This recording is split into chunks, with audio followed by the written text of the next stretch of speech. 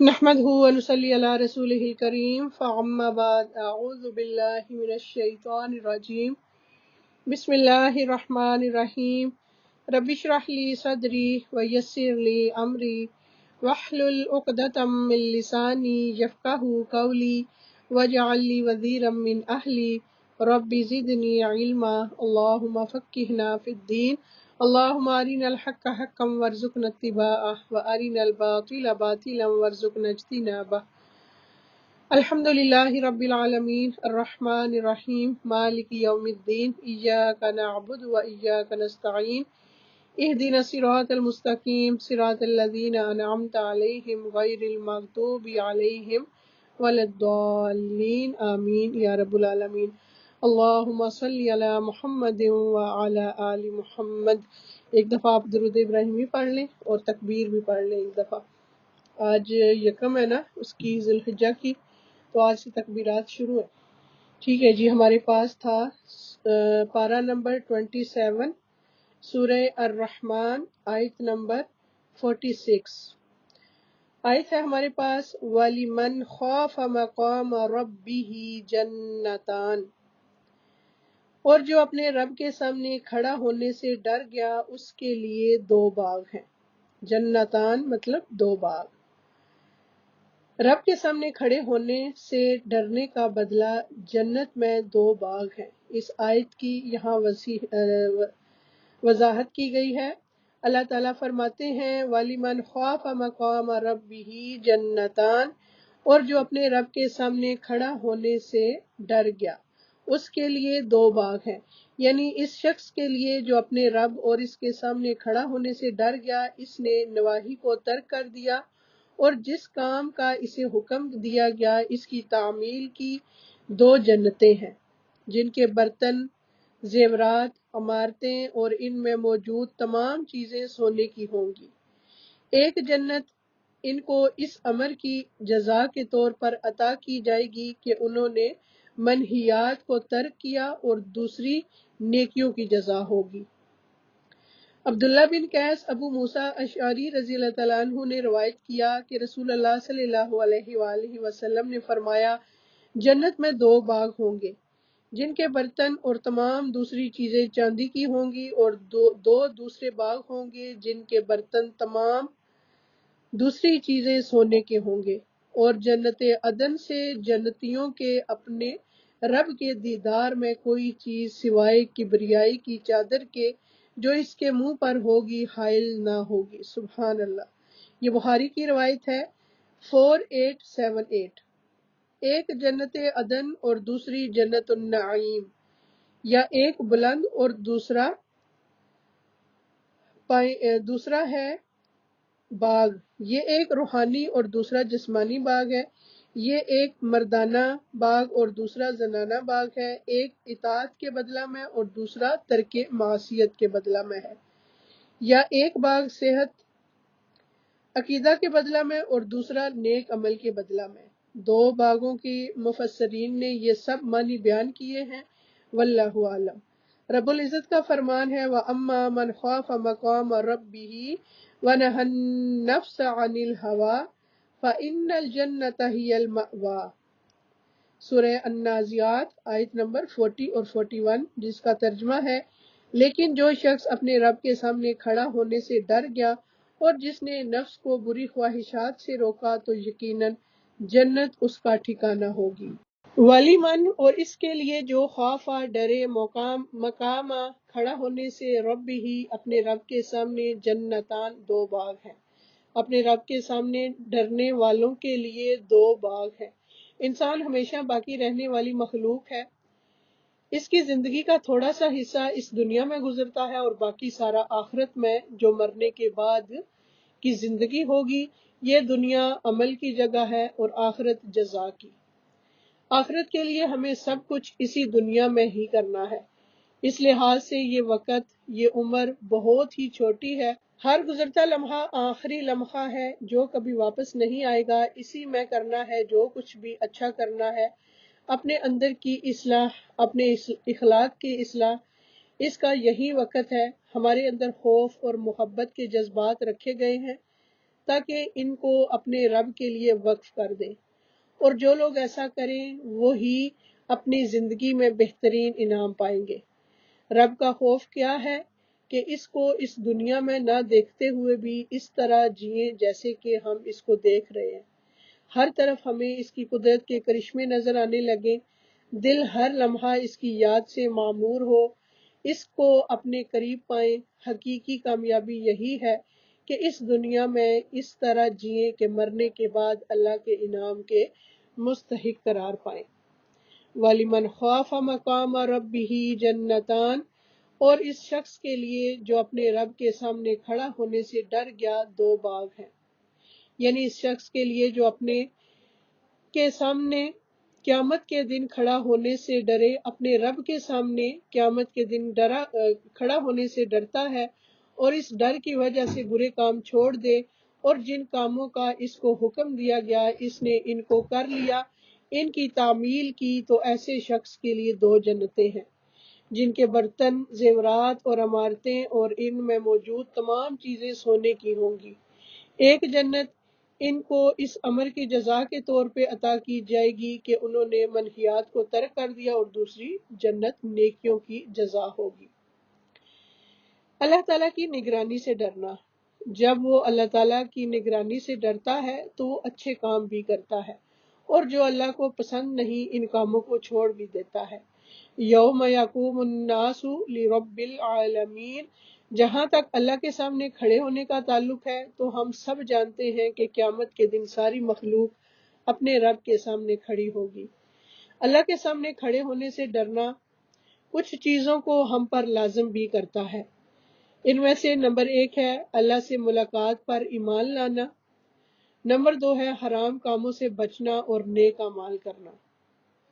اللہ سے ملاقات پر ایمان لانا یہ ہے، پہلی چیز اللہ عز و جل کی ملاقات پر ایمان لانا، اس کا یقین ہونا بڑا ضروری ہے، اور دوسرے نمبر پہ حرام کاموں سے بچنا اور نیک کام کرنا، اللہ کے سامنے کھڑے ہونے کے ڈر سے فرائض ادا کرنا۔ عبداللہ بن عباس رضی اللہ تعالیٰ عنہما کہتے ہیں، جو مومن اللہ کے سامنے کھڑے ہونے سے ڈرتے ہیں اور اپنے فرائض ادا کرتے ہیں تو اللہ نے ان سے جنت کا وعدہ کر رکھا۔ عبداللہ بن عباس رضی اللہ تعالیٰ عنہما کہتے ہیں کہ جو مومن اللہ کے سامنے کھڑے ہونے سے ڈرتے ہیں اور اپنے فرائض ادا کرتے ہیں تو اللہ تعالیٰ نے ان سے جنت کا وعدہ کر رکھا ہے۔ گناہ کا ارادہ کرنے کے بعد اللہ کی یاد کی وجہ سے گناہ چھوڑنے والے، خواف مقام ربہ کا مفہوم یہ ہے کہ کوئی شخص گناہ کا ارادہ کرے پھر اللہ عز و جل کو یاد کر کے اس سے باز آ جائے۔ اللہ کی نگرانی کو ذہن میں رکھتے ہوئے حرام کام چھوڑنے اور نیکی کرنے والے۔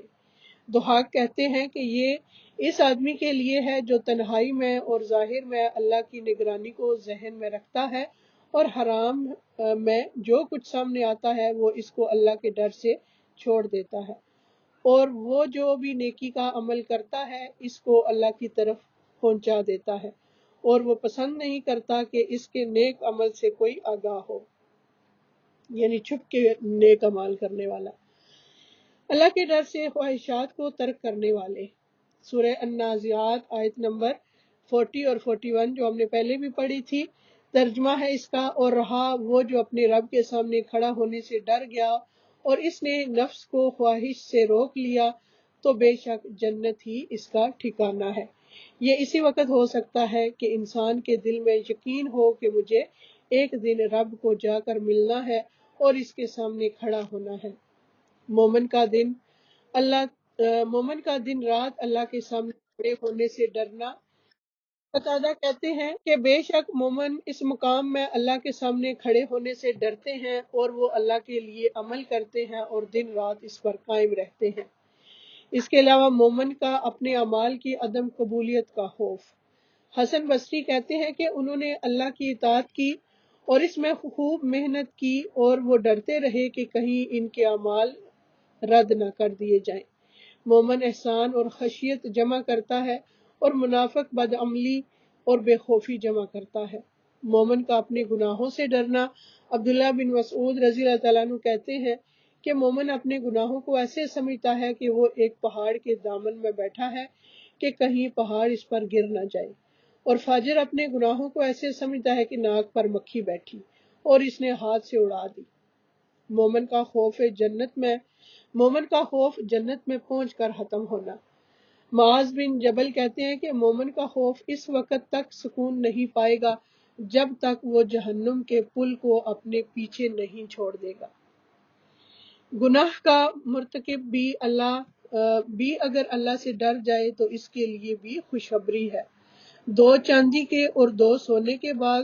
رسول اللہ صلی اللہ علیہ وآلہ وسلم نے فرمایا، جنت میں 2 چاندی کے باغ ہوں گے جن کے برتن اور تمام دوسری چیزیں چاندی کی ہوں گی، اور 2 سونے کے باغ ہوں گے جن کے برتن اور تمام دوسری چیزیں سونے کی ہوں گی۔ خوف کے معنی اور مفہوم۔ خوف کے لغوی معنی ہے گھبرانا اور ڈرنا۔ اصطلاحی معنی ہے کہ کسی یقینی علامت کی وجہ سے کسی ناپسندیدہ چیز کے واقع ہونے کی توقع رکھنا۔ اس کی ضد امن ہے اور اس کو دنیاوی اور اخروی دونوں کاموں میں استعمال کیا جاتا ہے۔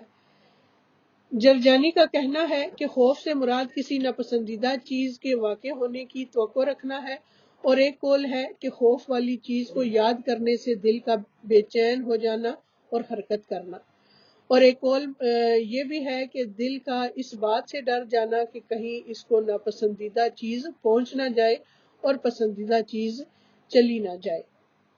خوف کی قسمیں بھی ہیں: الخوف، الاشفاق، الخشیت اور الوجل، الرہبہ اور الہیبہ۔ خوف کی ان اقسام کے حوالے سے بندوں کے درجے۔ ابن القیم رحمۃ اللہ کہتے ہیں کہ پس عام مومن خوف رکھتے ہیں، اور علماء اور اللہ کی معرفت رکھنے والے خشیت رکھتے ہیں، اور اللہ سے محبت کرنے والے ہیبت رکھتے ہیں، اور اللہ کے مقربین اللہ کی تعظیم کرتے ہیں۔ اور جتنا انسان کے دل میں اللہ کی معرفت کا علم ہوتا ہے، اتنا ہی اس کے دل میں اللہ کا خوف اور خشیت ہوتی ہے۔ خوف کی اقسام میں الخوف، دل بے قرار ہو جاتا ہے اور وہ حرام کا ارتکاب کرنے یا واجب چھوڑ دینے یا مستحب کاموں میں کوتاہی کرنے کی وجہ سے اللہ کی سزا کی توقع رکھتا ہے۔ اور الاشفاق وہ ڈر ہوتا ہے کہ انسان ڈرتا ہے کہ اللہ نیک عمل قبول نہیں کرے گا، پھر نفس حرام کاموں سے رک جاتا ہے اور بھلائی کے کاموں کی طرف جلدی کرتا ہے۔ اور الخشیہ خوف سے زیادہ خاص ہے۔ خشیت اللہ کا ایسا خوف ہے جس کے ساتھ اللہ جل جلالہ کی صفات کا علم ہوتا ہے۔ الوجل دل کی کھپ کھپاہٹ اور ایسی ہستی کو یاد کر کے ٹکڑے ٹکڑے ہو جانا ہے جس کی سلطنت اور اس کی سزا سے خوف کھایا جاتا ہے۔ الرہبہ ناپسندیدہ چیز سے بھاگ جانے کو کہتے ہیں، اور الہیبہ وہ خوف ہوتا ہے جس کے ساتھ اس ہستی کی تعظیم اور بڑائی ملتی ہے۔ اللہ تعالیٰ سے تو اس کے بندوں میں سے صرف جاننے والے ہی ڈرتے ہیں۔ سورہ فاتر آیت نمبر 28 کی یہ آیت ہے جس کا ترجمہ ابھی ہم نے پڑھا ہے۔ رسول اللہ صلی اللہ علیہ وآلہ وسلم نے فرمایا، خبردار، اللہ کی قسم، میں تمہاری نسبت اللہ سے زیادہ ڈرنے والا ہوں اور تم سب سے زیادہ تقوی والا ہوں۔ خوف کی ان اقسام کے حوالے سے بندوں کے درجے ہیں۔ ابن القیم رحمۃ اللہ کہتے ہیں، عام مومن خوف رکھتے ہیں، اور علماء اور اللہ کی معرفت رکھنے والے خشیت رکھتے ہیں، اور اللہ سے محبت کرنے والے ہیبت رکھتے ہیں، اور اللہ کے مقربین اللہ کی تعظیم کرتے ہیں۔ اور جتنا انسان کے دل میں اللہ کی معرفت کا علم ہوتا ہے، اتنا ہی اس کے دل میں اللہ کا خوف اور خشیت پیدا ہوتی ہے۔ اللہ سے ڈرنے کے 2 مقامات، ایک یہ ہے کہ عام لوگوں کا خوف ہونا، اور دوسرا یہ ہے کہ صاحب معرفت کا خوف۔ عام لوگوں کا خوف کیا ہے کہ اللہ کے عذاب سے ڈرنے کا ہے، اور خوف کی یہ قسم جنت اور جہنم پر ایمان لانے کی وجہ سے حاصل ہوتی ہے، اور اس بات پر ایمان لانا کہ جنت اور جہنم اطاعت اور نافرمانی کا بدلہ ہے، یہ عام لوگوں کا خوف ہے۔ اور صاحب معرفت، عام لوگ یعنی جو اتنا وہ علم نہیں رکھتے اور جو اتنا ان کے پاس نالج نہیں ہوتا، یہ عام لوگ ہو گئے، اور صاحب معرفت یعنی جو اللہ تعالیٰ کی پہچان رکھتے ہیں یا علم والے لوگ۔ اللہ کی ذات سے خوف کھانا ان کو 3 کلمات ہی کافی ہیں۔ وَيُحَذِّرُكُمُ اللَّهُ نَفْسَهُ، اور اللہ تمہیں اپنے آپ سے ڈراتا ہے۔ سورہ آل عمران آیت نمبر 28۔ یہی وجہ ہے کہ حدیث میں ہے، عائشہ رضی اللہ تعالیٰ عنہ سے روایت ہے، وہ کہتی ہے کہ نبی صلی اللہ علیہ وآلہ وسلم نے کوئی کام کیا اور لوگوں کو بھی وہ کام کرنے کی اجازت دی، لیکن کچھ لوگوں نے اس سے پرہیز کرنا اچھا خیال کیا۔ ان کا رویہ نبی صلی اللہ علیہ وآلہ وسلم کو پہنچا تو آپ نے خطبہ دیا، اللہ کی حمد و ثنا کی، پھر فرمایا ان لوگوں کو کیا ہو گیا ہے جو اس کام سے پرہیز کرتے ہیں جسے میں نے خود کیا ہے۔ اللہ کی قسم میں اللہ کو ان سے زیادہ جاننے والا ہوں اور ان سب سے زیادہ اللہ سے ڈرنے والا ہوں۔ سورہ فاتر آیت نمبر 28 ہے۔ اللہ تعالیٰ کا فرمان ہے، انما یخشی اللہ من عبادہ العلماء، اللہ سے تو اس کے بندوں میں سے صرف جاننے والے ہی ڈرتے ہیں، کیونکہ جب ان کے لیے اپنے رب کی معرفت اور اس کے اسماء و صفات کی معرفت کی تکمیل ہو جاتی ہے تو وہ دل پر خوف کے طور پر اثر انداز ہوتی ہے، پھر یہ خوف اعضاء پر اعمال کی صورت میں ظاہر ہوتا ہے۔ تو اس میں ہمیں علم والوں کی فضیلت بھی پتہ چلتی ہے۔ اللہ کا خوف کیا ہے؟ اللہ سے خوف کی واجب مقدار، ابن رجب کا کہنا ہے، واجب خوف کی مقدار وہ ہے جو انسان کو فرائض کے ادا کرنے اور حرام کاموں سے بچنے پر آمادہ کرے۔ اگر خوف اس سے زیادہ ہو جائے تو وہ نفسوں کو نفلی نیکیوں میں کمر بستہ کرنے اور ناپسندیدہ کاموں کی باریکیوں سے رک جانے پر آمادہ کرے، اور فضول مباح کاموں میں فراخی سے بیزاری پیدا کرے تو یہ خوف زیادہ پسندیدہ ہوگا۔ یعنی ایک خوف ہوتا ہے جس میں ہم صرف فرائض ادا کرتے ہیں اور حرام کاموں سے بچتے ہیں، اور ایک خوف ہوتا ہے کہ فرائض کے ساتھ ساتھ پھر ہم نفلی عبادات کی طرف بھی آتے ہیں، یعنی فرض نمازوں کے ساتھ نفلی نمازیں اور فرض زکوٰۃ کے ساتھ نفلی صدقات بھی ہم ادا کرنے لگ پڑتے ہیں۔ اللہ کا ایسا خوف جو پسندیدہ نہیں، اگر خوف اس سے بھی بڑھ گیا ہے کہ اس خوف کی وجہ سے انسان بیمار ہو جائے یا ہلاک ہو جائے یا چمٹ جانے والے غم میں پڑ جائے، اس طرح کہ وہ اس کو اللہ کے مطلوب اور پسندیدہ فضیلت والے کاموں کو حاصل کرنے سے روک دے، تو یہ خوف پسندیدہ نہیں ہوگا۔ قابل تعریف خوف کون سا ہے؟ اب ابن القیم رحمۃ اللہ کہتے ہیں کہ قابل تعریف اور سچا خوف وہ ہوتا ہے جو انسان اور اللہ عز و جل کی حرام کردہ چیزوں کے درمیان حائل ہو جائے۔ پس اگر یہ خوف اس سے آگے بڑھ جائے تو پھر خطرہ ہے کہ مایوسی اور نا امیدی پیدا ہو جائے گی۔ یعنی اگر گناہگار ہے تو وہ اتنا ڈرتا ہے کہ اللہ اب میرے گناہ معاف نہیں کرے گا، اور اس کی وجہ سے پھر وہ اس چیز میں ہی پڑا رہتا ہے اور گناہ پہ گناہ کرتا رہتا ہے کہ اللہ مجھے معاف کرے گا ہی نہیں۔ اور ایک وہ ہوتا ہے اور اس سے اس کو ایک نا امیدی سی پیدا ہو جاتی ہے، تو یہ جو ہے نا خوف، یہ خطرناک خوف ہے۔ اسی طرح ابو عثمان کہتے ہیں کہ سچا خوف وہ ہے کہ ظاہری اور باطنی گناہوں سے بچ جانے پر آمادہ کر دے۔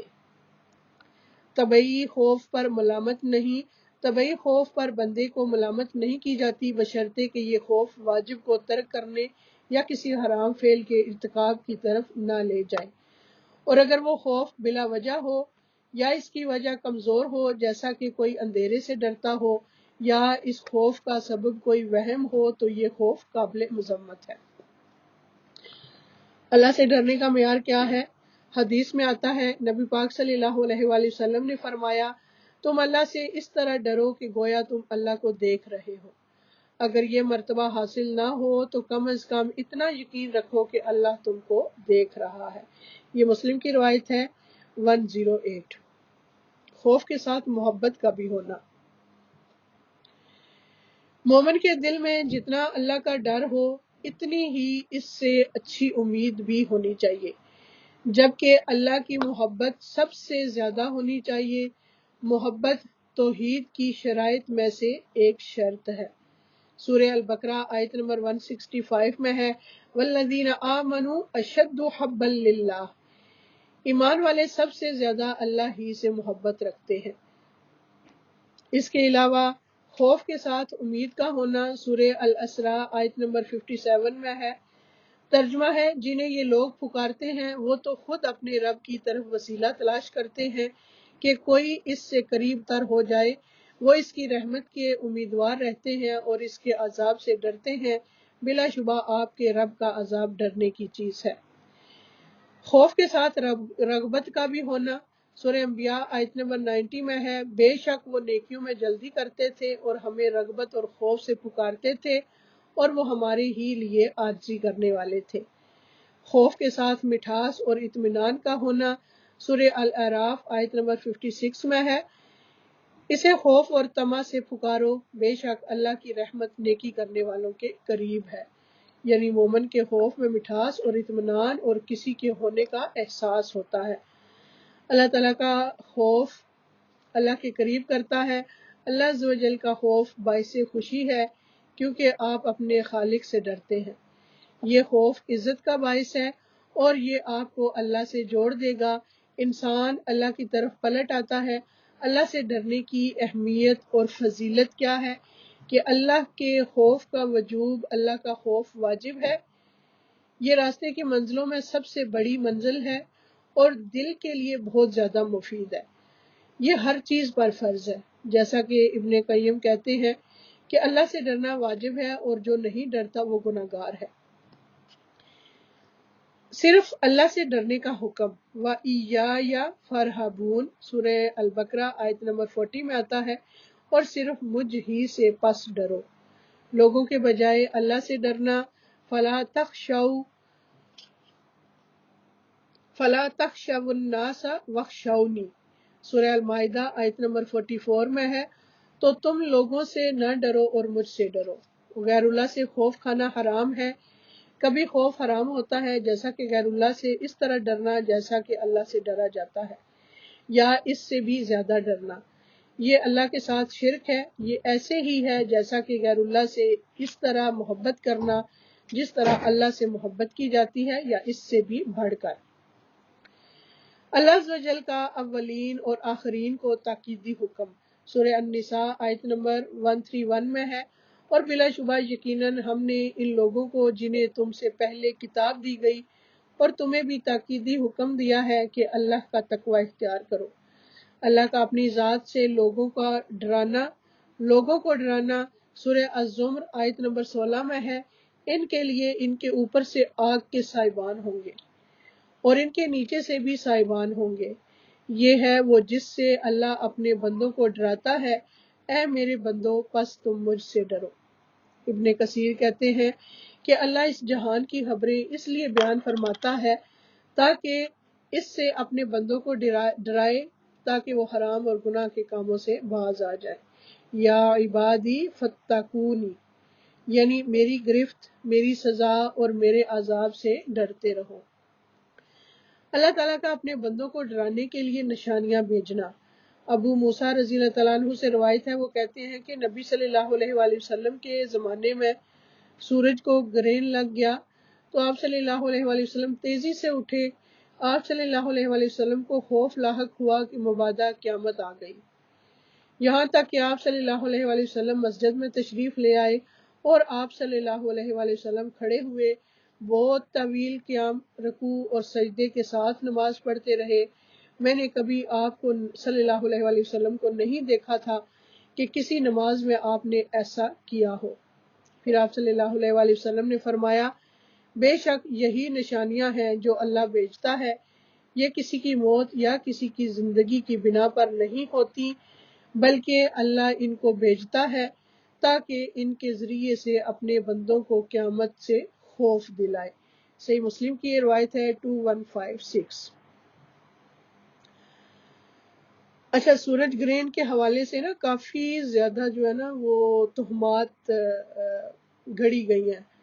یعنی ہم کہتے ہیں کہ سورج گرہن لگ جائے تو باہر نہیں نکلنا چاہیے، حاملہ عورت کو پتہ نہیں چھری سے کچھ کاٹنا نہیں چاہیے، اور فلاں کام نہیں کرنا چاہیے، بچے کو یہ ہو جائے گا وہ ہو جائے گا۔ تو ایسا کچھ بھی نہیں ہے، ایسا کچھ بھی نہیں ہوتا۔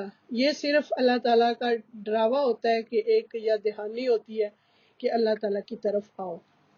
جیسے نبی پاک صلی اللہ علیہ وآلہ وسلم، یہ تب کی بات ہے جب نبی پاک صلی اللہ علیہ وسلم کے بیٹا ابراہیم علیہ السلام فوت ہوئے تھے نا، تو لوگوں نے کہا تھا کہ یہ سورج جو ہے نا اس وجہ سے گرین ہو گیا، سورج کو اس وجہ سے گرین لگا ہے۔ تو نبی پاک صلی اللہ علیہ وسلم نے فرمایا تھا کہ ایسا نہیں ہے، کہ کسی کی زندگی موت جو ہے وہ اس بات سے نہیں جڑی ہوئی کہ اس کے لیے یہ نشانیاں ہوں، بلکہ یہ نشانیاں اللہ کی طرف سے ہیں تاکہ وہ ڈرائے لوگوں کو کہ لوگ اللہ کے ڈر سے نیک کام کریں، اس کے علاوہ اور کچھ نہیں ہے۔ اللہ کا آخرت کے عذاب کے ذریعے اپنے بندوں کو خوف دلانا سورہ الزمر آیت نمبر 16 میں ہے۔ ان کے لیے ان کے اوپر سے آگ کے سائبان ہوں گے اور ان کے نیچے سے بھی سائبان ہوں گے، یہ ہے وہ جس سے اللہ اپنے بندوں کو ڈراتا ہے، اے میرے بندوں پس تم مجھ سے ڈرو۔ خوف اور ایمان لازم و ملزوم ہے۔ حافظ ابن حجر کہتے ہیں کہ بے شک خوف اعلیٰ مقامات میں سے ایک مقام ہے اور ایمان کی لازمی چیزوں میں سے ہے۔ سورہ عمران آیت نمبر 175 میں ہے، فَلَا تَخَافُوهُمْ وَخَافُونِي إِن كُنتُم مُؤْمِنِينَ، تو تم ان سے مت ڈرو اور مجھ سے ڈرو اگر تم مومن ہو۔ اس آیت میں اکیلے اللہ سے ڈرنے کا حکم ہے اور یہ ایمان کا لازمی جز ہے۔ جتنا انسان کے دل میں ایمان ہوتا ہے وہ اتنا ہی زیادہ اللہ سے ڈرتا ہے۔ نیک بندوں اور خالص دل کے حامل لوگوں کو اللہ سے ڈرنا انبیاء کی صفت ہے، فرشتوں کی صفت ہے، جیسا کہ سورہ النحل آیت نمبر 49 اور 50 میں ہے، اور اللہ ہی کے لیے سجدہ کرتی ہے جو چیز آسمانوں میں ہے اور جو زمین میں ہے، کوئی بھی چلنے والا جانور ہو اور فرشتے بھی، اور وہ تکبر نہیں کرتے، وہ اپنے رب سے جو ان کے اوپر ہے ڈرتے ہیں اور وہ کرتے ہیں جو انہیں حکم دیا جاتا ہے۔ اسی طرح میکائیل علیہ السلام کا اللہ سے خوف کا عالم رسول اللہ صلی اللہ علیہ وآلہ وسلم نے جبرائیل علیہ السلام سے پوچھا، کیا بات ہے، میں نے میکائیل کو کبھی ہنستے ہوئے نہیں دیکھا۔ انہوں نے جواب دیا کہ جب سے جہنم کو پیدا کیا گیا ہے میکائیل کبھی نہیں ہنسے۔ اسی طرح یہ سلسلہ صحیحہ کی روایت ہے 2511۔ جبرائیل علیہ السلام کا اللہ تعالیٰ سے خوف، رسول اللہ صلی اللہ علیہ وآلہ وسلم نے فرمایا، میں اسراء والی رات بلند مرتبہ فرشتوں کے پاس سے گزرا اور جبرائیل علیہ السلام اللہ کی خشیت کی وجہ سے بوسیدہ پالان کی طرح لگ رہے تھے۔ اللہ اکبر۔ ابراہیم علیہ السلام کا اللہ سے خوف، سورہ مریم آیت نمبر 44 اور 45 میں ہے، یا ابت لا تعبد الشیطان ان الشیطان کان للرحمن عصیا، یا ابت انی اخاف ان یمسک عذاب من الرحمن فتکون للشیطان ولی، اے میرے باپ شیطان کی عبادت نہ کر، بے شک شیطان ہمیشہ سے رحمان کا نافرمان ہے۔ اے میرے باپ بے شک میں ڈرتا ہوں کہ تجھ پر رحمان کی طرف سے کوئی عذاب آ پڑے پھر تو شیطان کا ساتھی بن جائے۔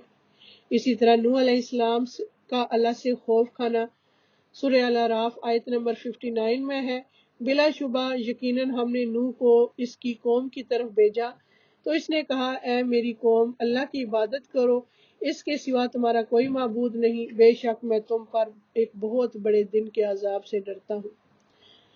ہود علیہ السلام کا اللہ تعالیٰ سے خوف سورہ الاحقاف آیت نمبر 21 میں ہے، اور عاد کے بھائی کو یاد کر جب اس نے اپنی قوم کو احقاف میں ڈرایا، جبکہ اس سے پہلے اور اس کے بعد کئی ڈرانے والے گزر چکے کہ اللہ کے سوا کسی کی بندگی نہ کرو، بے شک میں تم پر ایک بڑے دن کے عذاب سے ڈرتا ہوں۔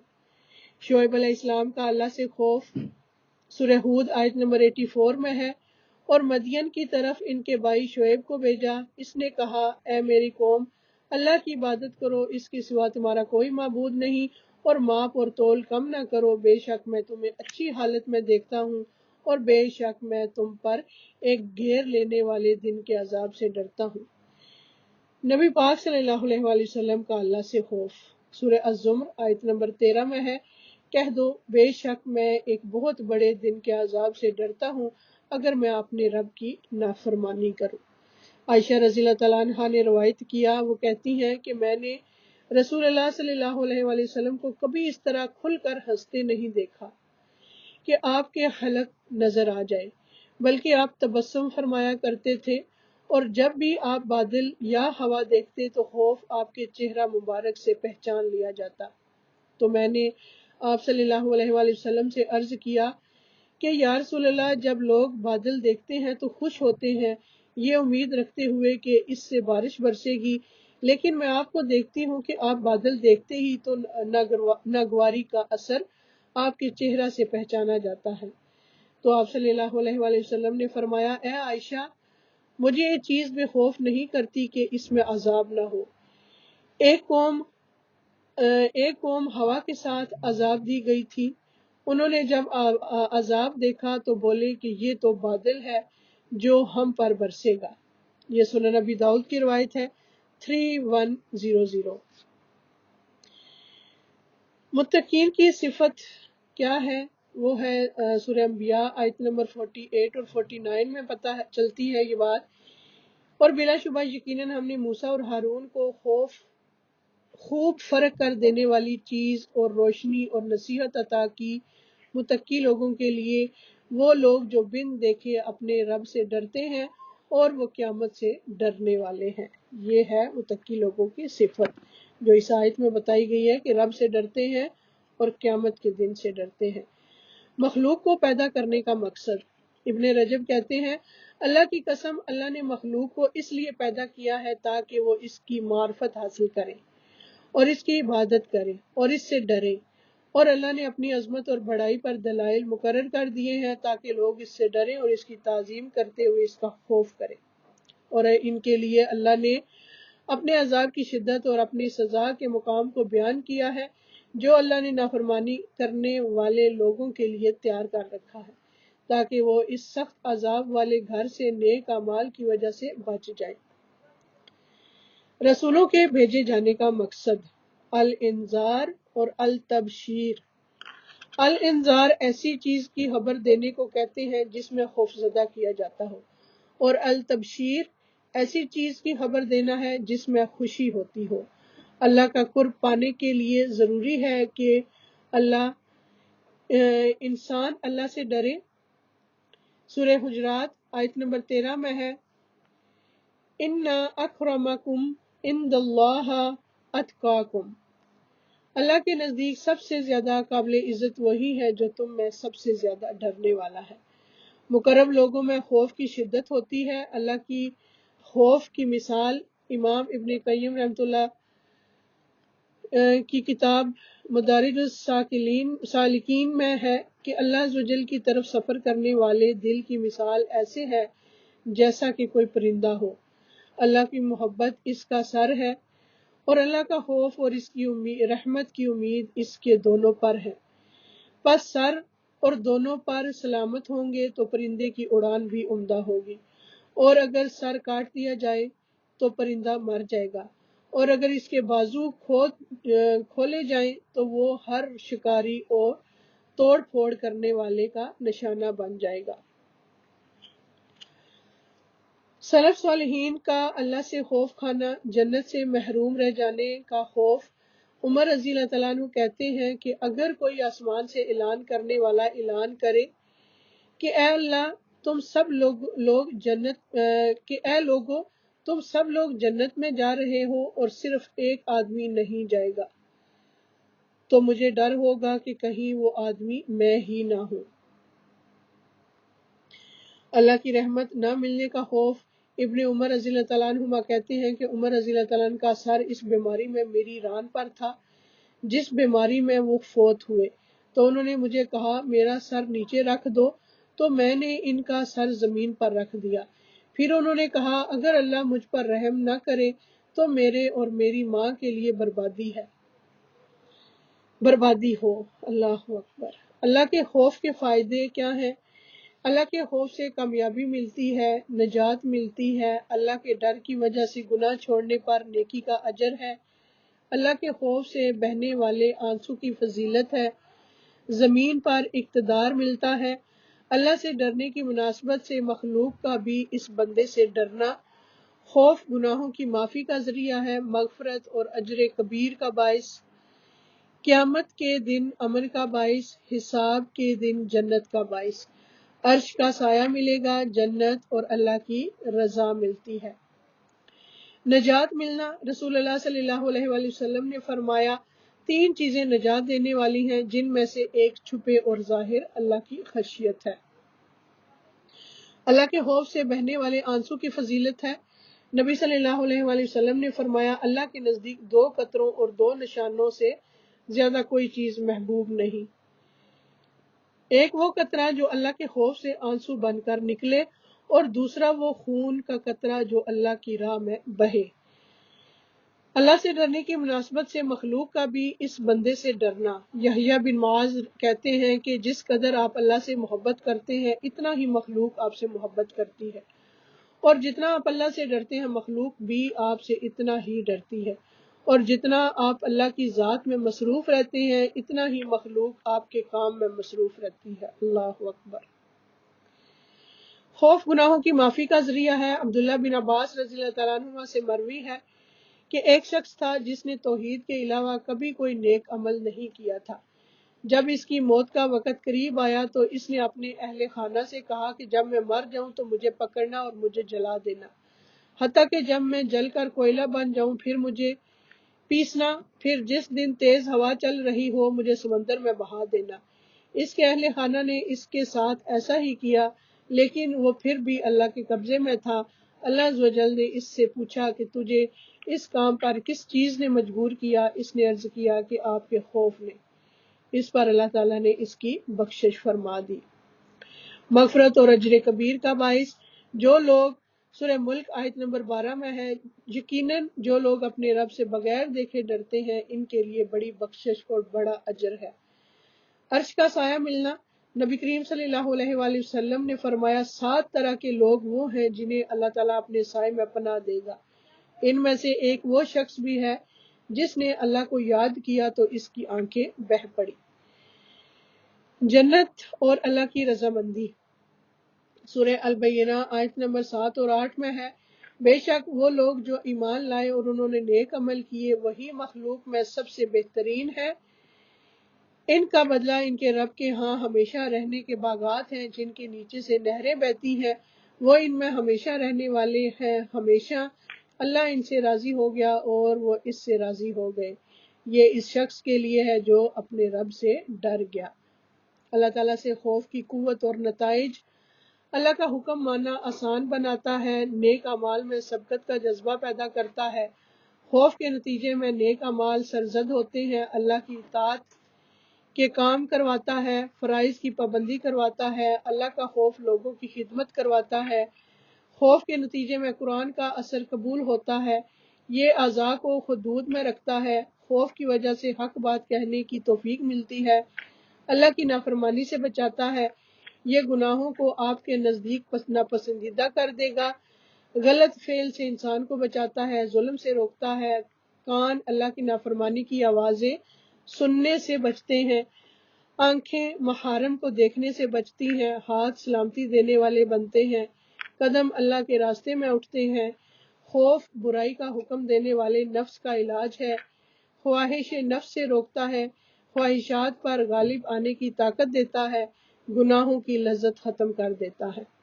اللہ تعالیٰ سے خوف اور قوت کے نتائج میں یہ بھی ہے کہ اپنے گناہوں کی معرفت کرواتا ہے کہ انسان کو اپنے گناہ نظر آنا شروع ہو جاتے ہیں، انسان گناہوں کو مٹانے کی دعائیں کرنے لگتا ہے، دنیا ہی میں اپنے آپ کو گناہوں سے پاک کروانے پر لاتا ہے، خوف انسان کو بہادر بناتا ہے، غیر اللہ کا خوف نکالتا ہے، اصل منزل پر پہنچنے کی فکر لگاتا ہے، خوف دل کو عاجزی اختیار کرنے والا بنائے گا، دل کو نرم کرتا ہے، انسان کے اندر عاجزی اور انکساری پیدا کرتا ہے، نصیحت سننے کے قابل بناتا ہے۔ اللہ اکبر۔ گناہوں کی لذت ختم کرتا ہے، ابن قیم کہتے ہیں کہ خوف کے نتائج میں سے یہ ہے کہ خوف خواہشات کا قلع کما کر دیتا ہے اور لذتوں کو بے مزہ کر دیتا ہے، پس جو نافرمانیاں ان کو محبوب ہوتی ہیں وہ ناپسندیدہ اور بے مزہ لگنے لگتی ہیں۔ گناہوں کو مٹانے کی دعا کیا ہے؟ اے میرے رب، میری خطا، میری نادانی اور تمام معاملات میں میرے حد سے تجاوز کرنے میں میری مغفرت فرما، اور وہ گناہ بھی جن کو تو مجھ سے زیادہ جاننے والا ہے۔ اے اللہ، میری مغفرت کر، میری خطاؤں میں، میرے ارادہ کے ساتھ کیے کاموں اور بلا ارادہ کاموں میں، اور میری ہنسی مذاق کے کاموں میں، اور یہ سب میری ہی طرف سے ہیں۔ اے اللہ، میری مغفرت کر ان کاموں میں جو میں کر چکا ہوں، اور انہیں جو کروں گا، اور جنہیں میں نے چھپایا اور جنہیں میں نے ظاہر کیا ہے۔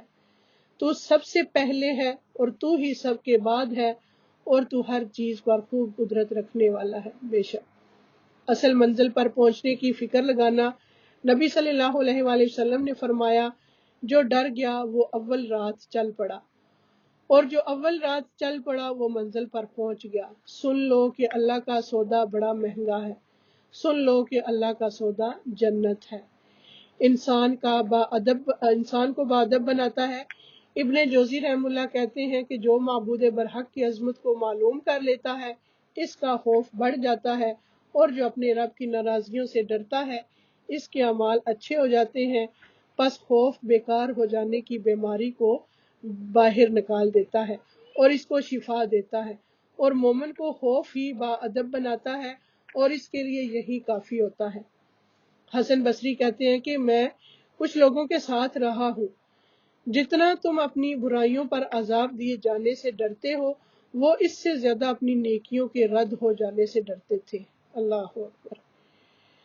نصیحت سننے کے قابل بناتا ہے۔ سورہ الاعلیٰ آیت نمبر 9 اور 10 میں ہے، سو تو نصیحت کر اگر نصیحت کرنا فائدہ دے، عنقریب نصیحت حاصل کرے گا جو ڈرتا ہے۔ اللہ کا خوف نہ ہونے کے نقصانات کیا ہیں؟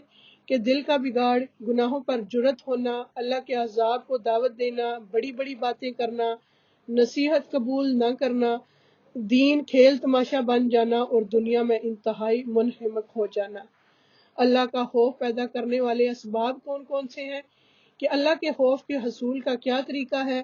اس میں سب سے پہلے آتا ہے اللہ تعالیٰ کی معرفت، اللہ تعالیٰ کی معرفت حاصل کرنا، اللہ تعالیٰ کے بارے میں جاننے والے کا ہنسنا کم ہو جانا، اللہ تعالیٰ کی قدرت کا علم ہونا، اس بات پر یقین رکھنا کہ اللہ چھپا اور ظاہر سب جانتا ہے، اللہ کی حکمت کا علم، قرآن میں غور و فکر کرنا، قرآن سے رقت طاری ہونا، حشر کے دن کا سوچنا، موت اور آخرت کا تذکرہ کرنا، برے انجام میں غور کرنے سے اللہ کا خوف پیدا ہونا، اپنے اندر یقین پیدا کرنا، اللہ کی ذات اور اس کی قدرت اور عظمت میں غور و فکر کرنا۔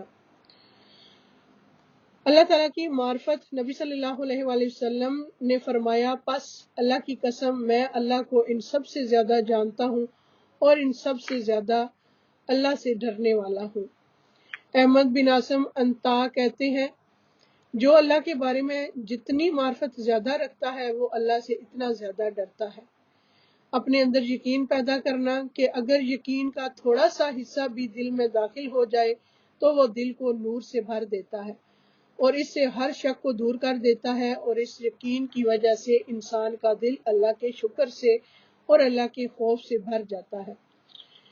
قرآن میں غور و فکر کرنا۔ ابن قیم رحم اللہ کہتے ہیں، کسی بھی بندے کے لیے قرآن کی قرات، اس میں لمبا غور و فکر کرنے اور اپنی سوچ کو آیات کے معنی کے اوپر مرکوز کرنے سے بڑھ کر اس کی زندگی اور آخرت میں زیادہ فائدہ اور اس کی نجات کو زیادہ قریب کرنے والی چیز کوئی نہیں ہے۔ ابن الجوزی کہتے ہیں کہ اللہ کی قسم اگر کوئی عقل مند مومن سورہ الحدید اور سورہ الحشر کی آیات، آخری آیات اور آیت الکرسی اور سورہ اخلاص غور و فکر اور تدبر کے ساتھ پڑھ لے تو اس کا دل اللہ کی خشیت سے پھٹ جائے اور وہ اپنے رب کی عظمت پر حیران رہ جائے۔ انبیاء اور نیک لوگوں کی سیرت کو جاننا۔ غزالی رحم اللہ کہتے ہیں کہ انبیاء اور صحابہ کی سیرتوں کو جاننا، اس میں خوف بھی دلایا جاتا ہے اور ڈرایا بھی جاتا ہے، اور یہ معرفت اللہ کے خوف کو ابارنے کا سبب ہے۔ اگر وہ فوری طور پر اپنا اثر نہ ڈالے تو بالآخر انجام کار میں وہ ضرور اثر ڈالے گا۔ اللہ سے ڈرنے والا دل مانگنا چاہیے دعاؤں میں، اللہم انی اعوذ بک من علم لا ینفع ومن قلب لا یخشع ومن نفس لا تشبع ومن دعوت لا یستجاب لها۔ اے اللہ بے شک میں تجھ سے ایسے علم سے پناہ مانگتا ہوں جو نفع نہ دے، اور ایسے دل سے جو ڈرنے والا نہ ہو، اور ایسے نفس سے جو سیر ہونے والا نہ ہو، اور ایسی دعا سے جو قبول ہونے والی نہ ہو۔ اسی طرح اللہ تعالیٰ کی خشیت مانگنا جو گناہوں کے درمیان حائل ہو جائے۔ اللہم اقسم لنا من خشیتک ما تحول بیننا وبین معصیتک ومن طاعتک ما تبلغنا به جنتک ومن الیقین ما تهون به علینا مصائب الدنیا اللہم متعنا باسماعنا وابصارنا وقواتنا ما احییتنا واجعله الوارث منا ولا تجعل مصیبتنا فی دیننا ولا تجعل الدنیا اکبر ہمنا ولا مبلغ علمنا ولا تسلط علینا من لا یرحمنا۔ اور جو ہم سے دشمنی رکھے اس کے مقابلے میں ہماری مدد فرما، اور ہمارے دین میں ہم پر مصیبت نازل نہ فرما، اور دنیا ہی کو ہمارا اصل بڑا غم نہ بنا، اور نہ دنیا کو ہمارے علم کی انتہا بنا، اور ہم پر ایسے شخص کو مسلط نہ کر جو ہم پر رحم نہ کرے، آمین۔ اس کے علاوہ اللہ سے ڈرنے والا بننے کی دعا کرنا، ربی اعنی ولا تعن علی وانصرنی ولا تنصر علی وامکر لی ولا تمکر علی واہدنی ویسر ہدایا الی وانصرنی علی من بغی علی اللہم اجعلنی لک شاکرا لک ذاکرا لک راہبا لک مطواعا الیک مخبتا او منیبا ربی تقبل توبتی واغسل حوبتی واجب دعوتی وثبت حجتی واہد قلبی وسدد لسانی واسلل سخیمۃ قلبی۔ اے میرے رب میری مدد فرما، میرے خلاف دوسروں کی مدد نہ فرما، میرے حق میں تدبیر فرما، میرے خلاف تدبیر نہ فرما، مجھے ہدایت عطا فرما اور ہدایت کو میرے اوپر آسان فرما، جو مجھ پر زیادتی کرے اس پر میری مدد فرما۔ اے اللہ مجھے اپنا شکر گزار، اپنا ذکر کرنے والا، اپنے سے ڈرنے والا، اپنا فرما بردار، اپنے سامنے عاجزی کرنے والا، رجوع کرنے والا بنا۔ اے میرے رب میری توبہ کو قبول فرما، میرے گناہوں کو دھو ڈال، میری دعائیں قبول فرما، میری حجت کو ثابت فرما، میرے دل کو ہدایت دے اور میری زبان کو سیدھا کر دے، اور میرے دل کی میل کچیل کو دور کر دے، آمین یا رب العالمین۔ کرنے کے کام کیا ہے کہ انسان وہ تمام ذرائع اختیار کرے کہ جس سے انسان کے اندر اللہ کا خوف پیدا ہو، نہ کہ اللہ سے دوری۔ وآخر دعوانا ان الحمد للہ رب العالمین، سبحانک اللہم وبحمدک، نشہد ان لا الہ الا انت، استغفرک واتوب الیک۔ السلام علیکم ورحمۃ اللہ وبرکاتہ۔